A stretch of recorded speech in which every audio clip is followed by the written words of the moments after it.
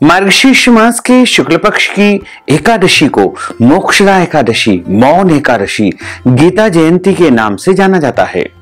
इस बार एकादशी तिथि का आरंभ 22 दिसंबर 2023 शुक्रवार की सुबह 8:17 से हो जाएगा, जो कि 23 दिसंबर 2023 शनिवार की सुबह 7:12 पर एकादशी तिथि समाप्त हो जाएगी। सूर्योदय व्यापिनी द्वादशी युक्त शुद्ध हरिवासर मोक्षदा एकादशी एवं गीता जयंती का महापर्व 23 दिसंबर 2023 शनिवार के दिन ही मनाया जाएगा तथा इसी दिन सभी भक्तजनों और माताओं बहनों को एकादशी का व्रत रखना है। और इस एकादशी व्रत का पारणा यानी व्रत खोलने का जो समय रहेगा वो 24 दिसंबर 2023 रविवार की सुबह 7:26 से लेकर के 9:26 तक व्रत का पारणा कर लेना चाहिए। अगले दिन कोई और व्रत हो, जैसे प्रदोष का व्रत या रविवार का व्रत, तो ऐसे में फल या फलाहारी वस्तु से ही आपको व्रत का पारणा करना चाहिए। भक्तजनों, माताओं बहनों, सादर जय श्री कृष्ण। हमारे YouTube चैनल में आप सभी का बहुत बहुत स्वागत है। सबसे पहले आपको और आपके पूरे परिवार को मोक्षदा एकादशी, गीता जयंती महापर्व की बहुत बहुत शुभकामनाएं एवं बधाइयां। भगवान श्री लक्ष्मी नारायण जी का भरपूर आशीर्वाद आप सभी के जीवन पर सदैव बना रहे। इसी प्रकार आप सभी सदैव स्वस्थ रहें, व्यस्त रहें और मस्त रहें, निरंतर उन्नति तथा प्रगति को प्राप्त करते रहें। विष्णु एकादशी गीता तुलसी विप्रधे नवः असारे दुर्ग संसारे षटपदी मुक्तिदायिनी। अर्थात भगवान श्री हरि विष्णु जी का पूजन करना, एकादशी का व्रत रखना, गीता जी का पाठ करना, तुलसी माता का पूजन एवं दर्शन करना, ब्राह्मण देवताओं की सेवा करना, दान करना तथा उनको भोजन करवाना, गौ माता की रक्षा एवं सेवा करना, ये 6 कार्य इस कठिन संसार सागर को पार करने हेतु मुक्तिदायक बताए गए हैं। एकादशी का जो व्रत है वो सभी व्रतों में महत्वपूर्ण व्रत माना जाता है। जितने भी संसार में सनातन धर्म में व्रत होते हैं उनमें सबसे बड़ा व्रत यदि कोई है तो वो एकादशी का व्रत है। एकादशी व्रत के विषय में हमारे शास्त्रों में कुछ निर्णय बताए गए हैं। विष्णु पंचक के जो नियम है उनका पालन सभी को करना चाहिए। एकादशी 2 प्रकार की होती है। पहला प्रकार होता है संपूर्णा और दूसरा प्रकार होता है विद्धा। जिस तिथि में केवल एकादशी ही होती है, अन्य किसी तिथि का मिश्रण नहीं होता है, उसे संपूर्ण एकादशी कहते हैं। विद्धा एकादशी 2 प्रकार की होती है, पूर्व विद्धा और पराविद्धा। पूर्व विद्धा का अर्थ होता है दशमी मिश्रित एकादशी को पूर्व विद्धा एकादशी कहते हैं। यदि एकादशी के दिन सूर्योदय के समय 1:36 में यदि दशमी का नाम मात्र अंश भी रह गया है तो ऐसी एकादशी पूर्व विद्धा दोष से दोष युक्त होने के कारण वर्जित मानी गई है। यह एकादशी दैत्यों का बल बढ़ाने वाली एकादशी है तथा पुण्यों का नाश करने वाली एकादशी है।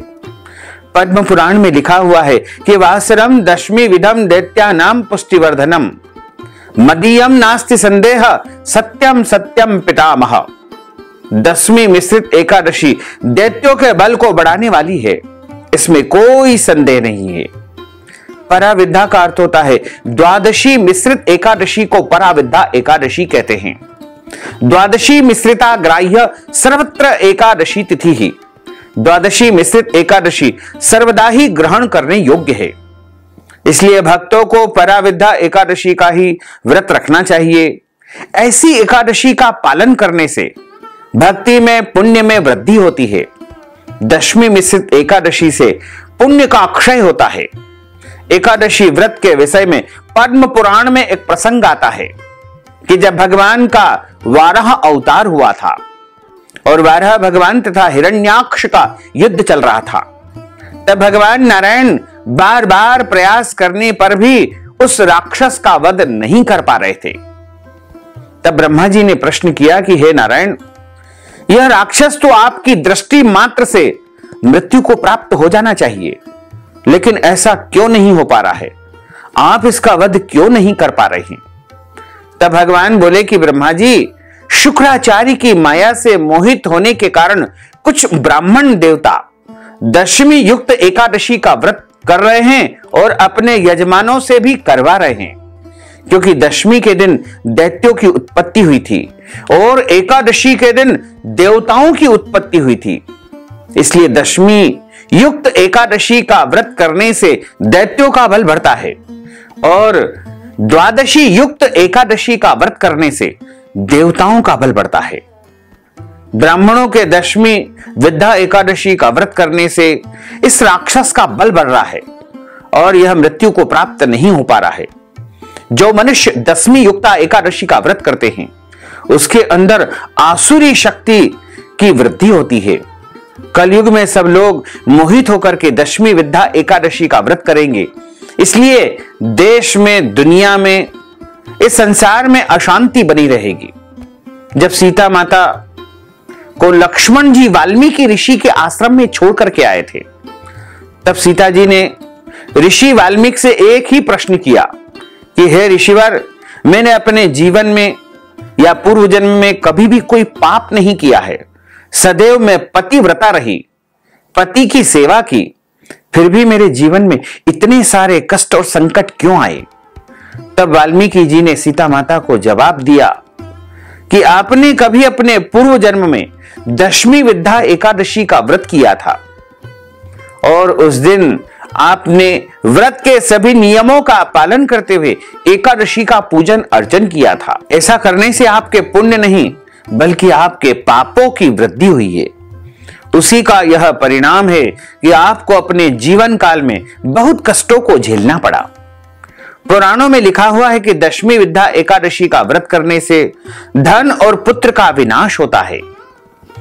एकादशी दशमी विद्या अशुद्ध मानी गई है, आसुरी शक्ति को बढ़ाने वाली है, इसलिए इस दिन एकादशी का व्रत कदापि शास्त्र सम्मत नहीं है। पुराणों में स्पष्ट मत मिलता है कि अगर दशमी विद्या एकादशी हो, दूसरे दिन सूरज निकलने से पहले ही एकादशी तिथि समाप्त हो जाए, तो भी आपको अगले दिन यानी द्वादशी के दिन ही एकादशी का व्रत करके त्रयोदशी के दिन ही व्रत का पारणा करना चाहिए। इसमें किसी भी प्रकार का कोई संशय नहीं है, क्योंकि अक्सर हम देखते हैं कि पंचांगों में 2 एकादशी बताई जाती है, तो हमेशा आपको पहली एकादशी का परित्याग करते हुए अगले दिन वाली जो शुद्ध एकादशी होती है, जिसमें द्वादशी का मिश्रण होता है, वही एकादशी आपको करनी चाहिए। और सनातन परंपरा के अनुसार, वैष्णव परंपरा के अनुसार आपको द्वादशी युक्त एकादशी का ही व्रत करना चाहिए। पूरे वर्ष में 24 एकादशी आती है, लेकिन जिस साल अधिक मास या पुरुषोत्तम मास आता है उस वर्ष 2 अधिक एकादशी यानी कुल मिलाकर के 26 एकादशी आती है। प्रत्येक महीने में 2 बार एकादशी आती है, एक कृष्ण पक्ष में, दूसरी शुक्ल पक्ष में। दोनों ही एकादशियों का भिन्न भिन्न महत्व हमारे धर्म ग्रंथों और पुराणों में बताया हुआ है। एकादशी व्रत के संदर्भ में विशेष करके पद्म पुराण में वर्णन किया गया है कि एकादशी का जो व्रत होता है वह भगवान श्री लक्ष्मी नारायण जी का परम प्रिय व्रत माना गया है और एकादशी का व्रत करने से मनुष्यों के कई जन्मों के पाप जड़ से नष्ट हो जाते हैं तथा उनके पुण्यों का उदय होता है। जब मनुष्य के जन्म जन्मांतर के पाप नष्ट हो जाते हैं तभी उन्हें सांसारिक एवं भौतिक सुखों की प्राप्ति होती है। जो भक्तजन माताएं बहनें प्रत्येक माह की दोनों एकादशियों का व्रत करते हैं, उनको दशमी तिथि से लेकर के द्वादशी तक कुछ महत्वपूर्ण सामान्य नियमों का पालन अनिवार्य रूप से करना चाहिए। यदि नियम पालन करने में आप असमर्थ हो या किसी कारणवश आपातकालीन परिस्थिति में आप इन नियमों का पालन नहीं कर पाते हैं, तो ऐसे में आपको प्रभु से हाथ जोड़ करके क्षमा याचना करनी चाहिए, क्योंकि भगवान तो कृपा निधान है, दया निधान है, दया के सागर है। इसलिए आप उनसे क्षमा याचना करेंगे तो निश्चित ही आपको आशीर्वाद देंगे और आपको क्षमा प्रदान करेंगे।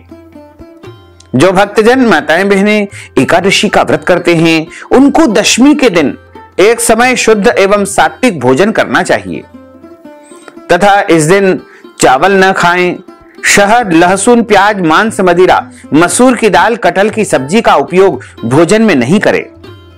दशमी के दिन पराय अन्न अर्थात दूसरे के घर का भोजन नहीं करना चाहिए।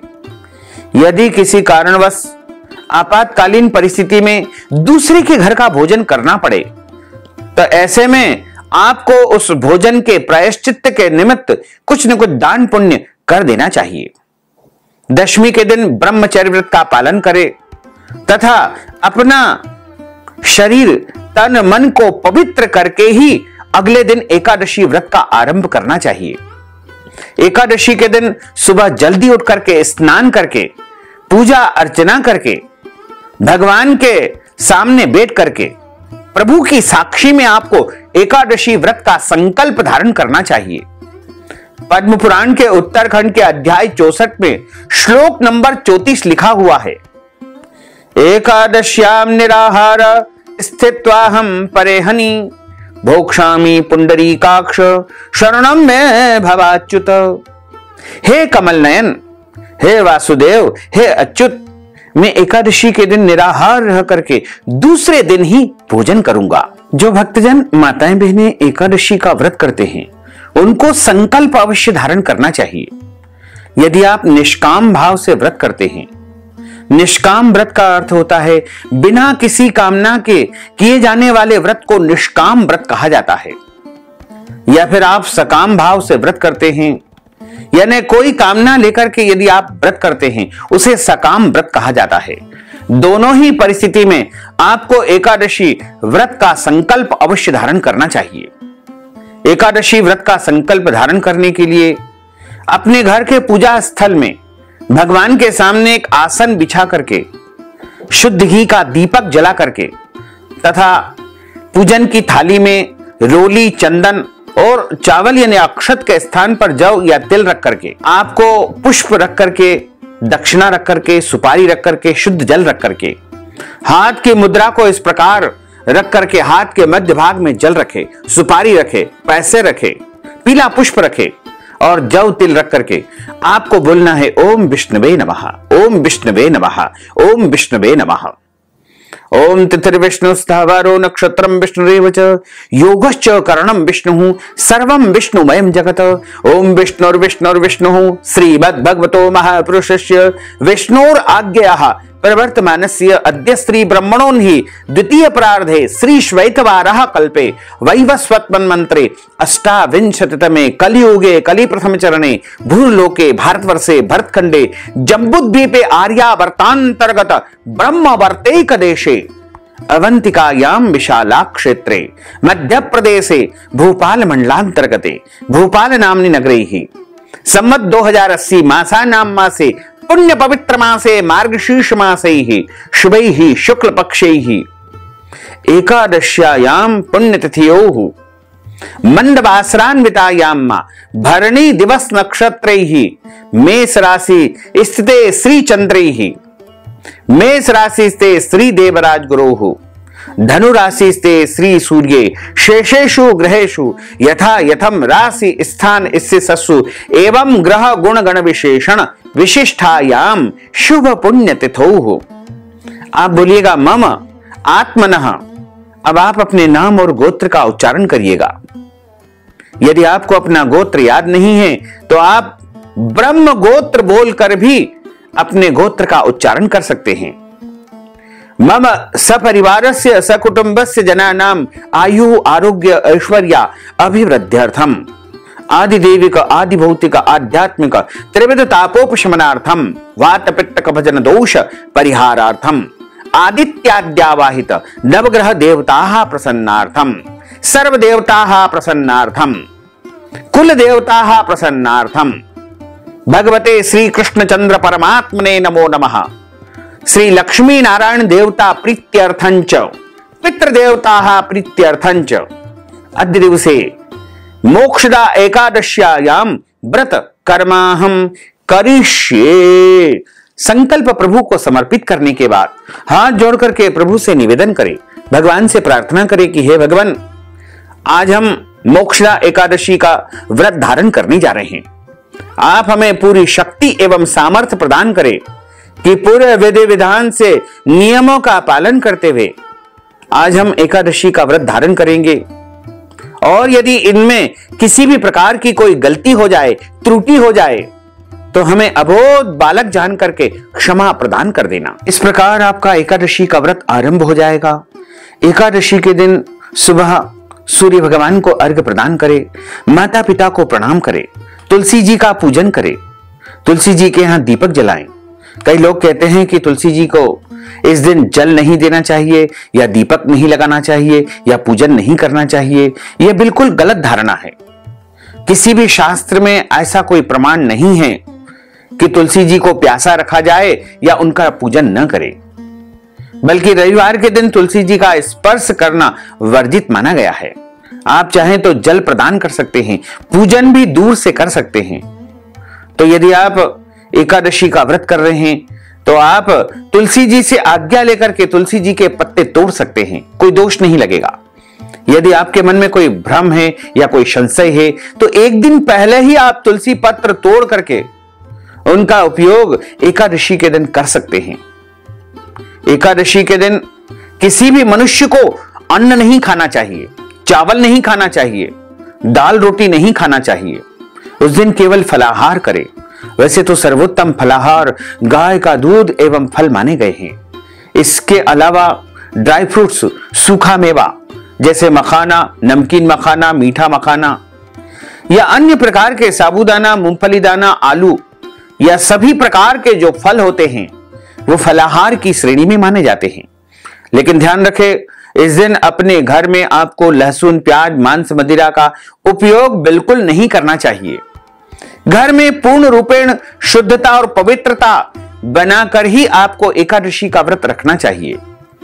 एकादशी के दिन यदि आप चाहें तो शाम को फलाहार करें, और यदि आप सामर्थ्यवान नहीं हैं तो दोनों समय भी फलाहार कर सकते हैं, कोई दोष नहीं लगेगा।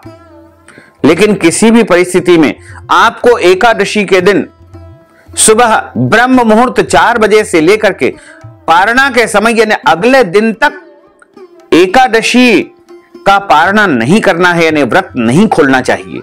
चाहे एकादशी समाप्त हो जाए या न समाप्त हो, दोनों ही परिस्थिति में अगला दिन का जब सूर्योदय हो उसके बाद ही आपको व्रत खोलना चाहिए, यानी व्रत का पारणा करना चाहिए। कई लोग कहते हैं कि एकादशी तिथि समाप्त हो गई है, अब हम भोजन कर सकते हैं या पारणा कर सकते हैं, तो यह तरीका उनका बिल्कुल गलत है। ऐसे में उनका व्रत भंग हो जाएगा।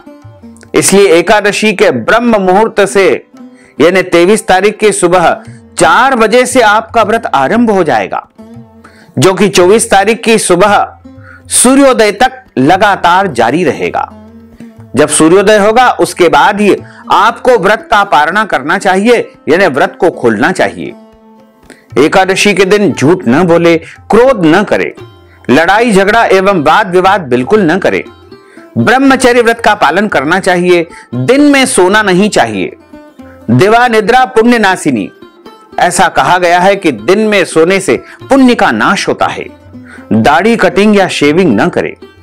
किसी का भी अपमान या अनादर बिल्कुल न करे। रात्रि में जागरण करके, भजन करके, कीर्तन करके ही रात्रि का आपको व्यतीत करना चाहिए। यदि किसी कारणवश आप पूरी रात नहीं जाग सकते हैं तो जितना संभव हो सके उतना जागरण आपको कर लेना चाहिए।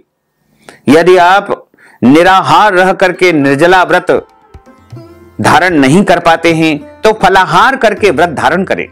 एक समय फलाहार करके नहीं व्रत धारण कर सकते हैं तो 2 समय फलाहार कर ले। 2 समय फलाहार करके भी आपकी पूर्ति नहीं हो पाती है तो 3 समय भी आप फलाहार कर सकते हैं। लेकिन ध्यान रखें, किसी भी परिस्थिति में आपको एकादशी के दिन अन्न का सेवन नहीं करना चाहिए। इस दिन आप यदि बीमार है, रोगी हैं, आपको दवाई लेनी होती है तो आप फल या फलाहारी वस्तु खा करके दवाई खा सकते हैं। दवाई खाने का कोई दोष नहीं माना जाएगा। एकादशी का जो व्रत करता है उसको एकादशी व्रत कथा अवश्य सुनना चाहिए।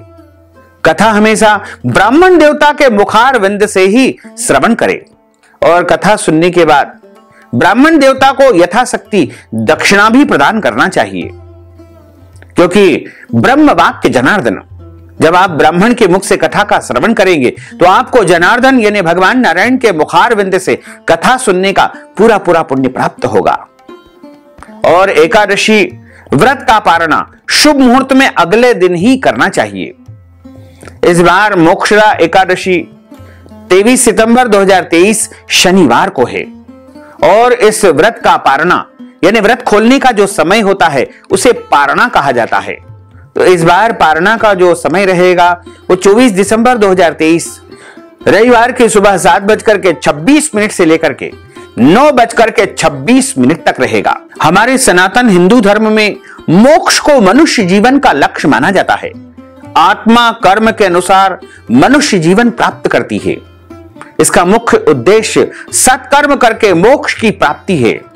इसलिए मानव जीवन को अन्य 84 लाख योनियों में सबसे अधिक महत्वपूर्ण माना गया है।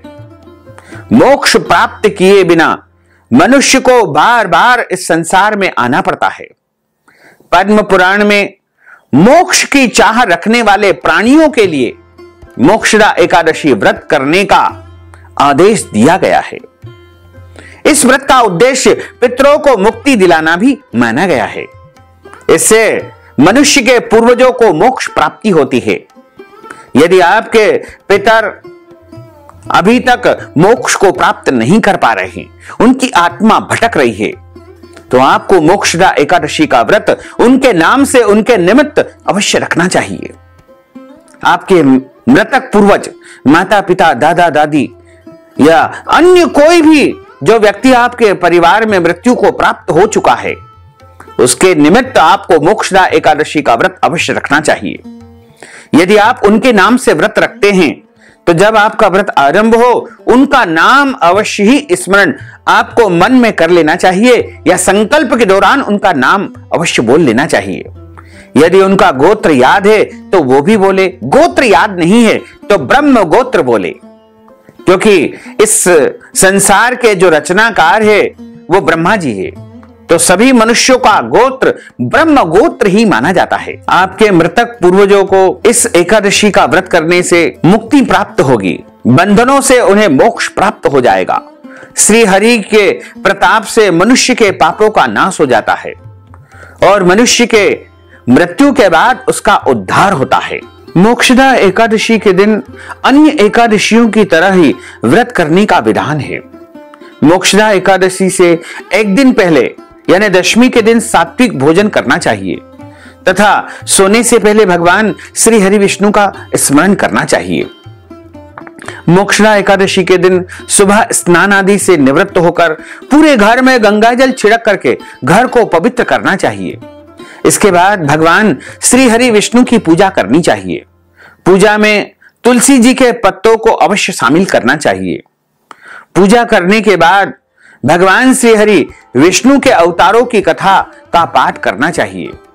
मोक्षदा एकादशी के दिन गीता जयंती भी मनाई जाएगी, तो इस दिन गीता जयंती के दिन भगवान श्री हरि विष्णु के अवतार भगवान पुष्टि पुरुषोत्तम श्री कृष्ण का पूजन अर्चन करके गीता पाठ भी करना चाहिए। मोक्षदा एकादशी की रात्रि को भगवान श्री हरि का भजन कीर्तन करना चाहिए। द्वादशी के दिन पुनः भगवान श्री हरि विष्णु की पूजा कर ब्राह्मणों को भोजन करवा करके उन्हें दक्षिणा देकर के विदा करना चाहिए। अंत में परिवार के साथ बैठ करके व्रत को खोलना चाहिए या उपवास को खोलना चाहिए। मोक्ष के प्राप्ति हेतु जातकों के लिए सनातन धर्म में इस व्रत को सबसे अहम और पुण्यकारी माना गया है।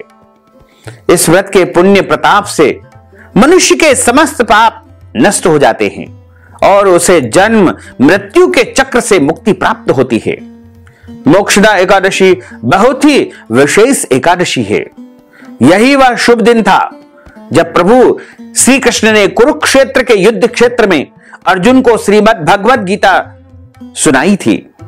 जो कोई भी इस दिन किसी योग्य व्यक्ति को भगवत गीता उपहार के स्वरूप में दान देता है वह भगवान श्री कृष्ण द्वारा भरपूर आशीर्वाद प्राप्त करता है। इसलिए इस दिन आपको एकादशी के अवसर पर गीता जी का पाठ भी करना है, गीता जी का दान करना है।